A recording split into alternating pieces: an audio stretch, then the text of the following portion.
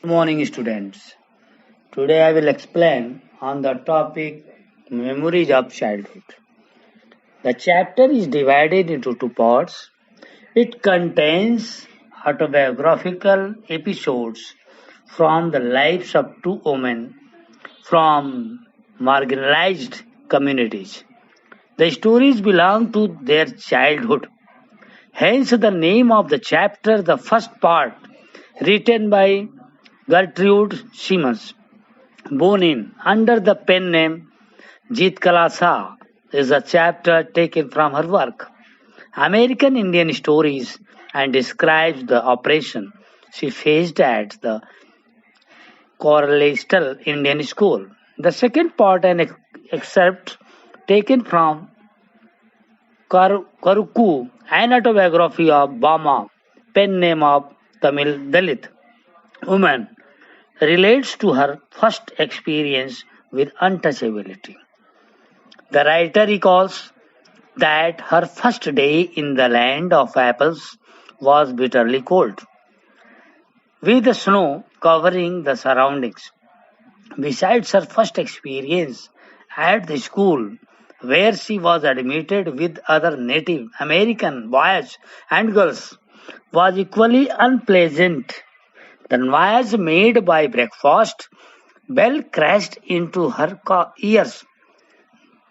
The clatter of shoes and the constant clash of horse noises were pretty annoying. Jitkala longed for freedom, but it was useless to think of it. A white woman placed them in the line of girls who were marching into the dining room. The narrator noticed that they were Native American girls who wore closely clinging dresses and stiff shoes. The small girls wore sleeved aprons and had singled hair. She was feeling very comfortable in the school dress. Besides, her blanket had been taken off from her shoulders, making her feel all the more embarrassed. She found other Indian girls more immodestly dressed than her in their tightly fitting clothes. She also saw boys come in from the opposite door.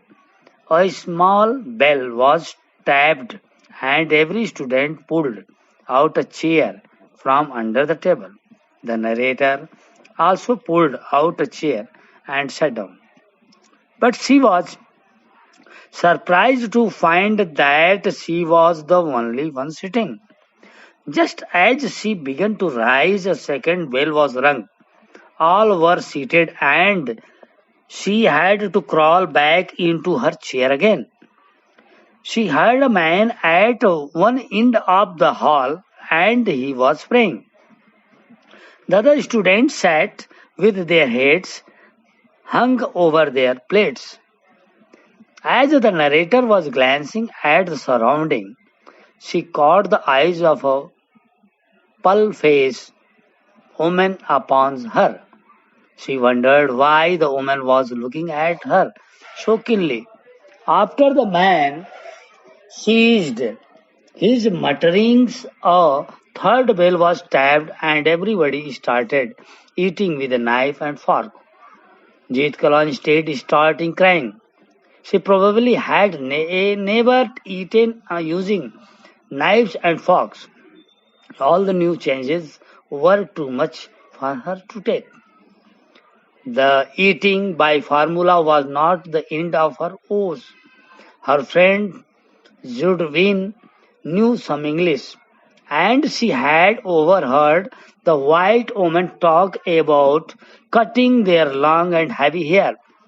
The thought of having her hair cut was unacceptable to the narrator. Her mother had taught her that only skilled warriors who became prisoners in war had their hair singled, cut by the enemy.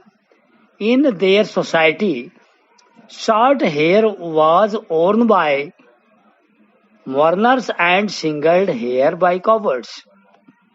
Judwins thought that the school people were strong and they will all have to allow their hair to be cut. But Jitkala was ready to put up a fight. She told her friend that she would struggle first and not submit willingly before the oppressors. When she got the chance to escape, she scraped upstairs unnoticed. She entered a large room. It was dark as the curtains were drawn. Jitkala crawled under the bed for further rest from the door. After some time, people started searching for her. She heard Judwin call her name, but she didn't answer.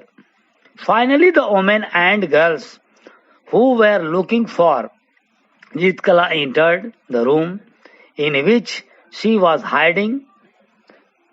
She held her breath while the other searched the room. The next thing she remembered was being dragged out. She was resisting, kicking and scratching wildly. She was carried downstairs and tied to a chair.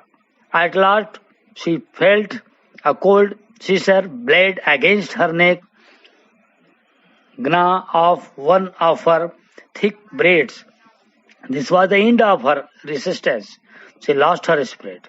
She was reminded of all the humiliations she went through since the day she parted with her mother. She was deeply sad and nobody comforted her. She missed her mother and felt like an animal driven by herder. That was the first video on the topic memories of the childhood. Later on we will discuss in second video, we too are human beings. Thank you.